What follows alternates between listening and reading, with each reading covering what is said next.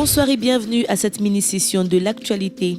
Le ministre ivoirien de la promotion de la jeunesse, de l'insertion professionnelle et du service civique, Mamadou Touré, a eu une séance de travail le mercredi en Abidjan avec des acteurs impliqués dans les mesures de déguerpissement qui ont eu lieu en Abidjan, notamment dans les communes d'Atekoubé et Yopougon. Durant cette rencontre, la mise en place d'un groupe de travail a été faite. Ce groupe de travail proposera dans une dizaine de jours des mesures concrètes pour l'insertion professionnelle des jeunes directement impactés par ces déguerpissements dans la capitale économique ivoirienne. Notons que le gouvernement ivoirien a pris une série de mesures en Conseil des ministres en vue de venir en aide aux populations impactées par les mesures de déguerpissement de certains sites à risque du district autonome d'Abidjan.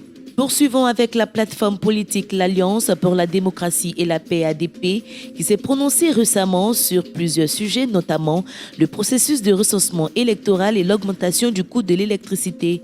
Cette plateforme exige la diminution du coût de l'électricité en Côte d'Ivoire, sinon des manifestations seront organisées sur tout le territoire ivoirien pour contraindre le gouvernement à le faire.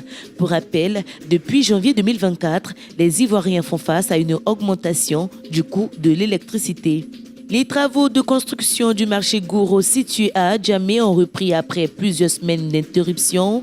Le promoteur Richard Yao Kofi, le mercredi 14 mars 2024, lors d'une visite sur le chantier, a tenu à rassurer les commerçantes quant à l'aboutissement de ce projet d'envergure. Il a profité de l'occasion pour réaffirmer son engagement envers la population ivoirienne, en particulier les commerçantes et commerçants d'Adjamé.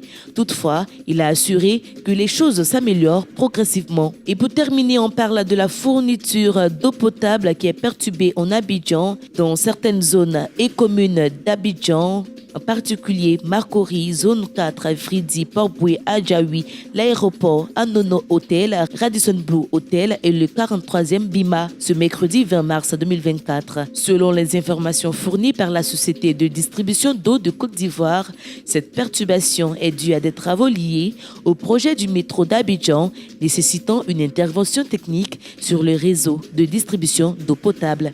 C'est la fin de cette mini-session de l'information. Merci à toutes et à tous de votre fidélité. L'information continue sur Golden Sud TV.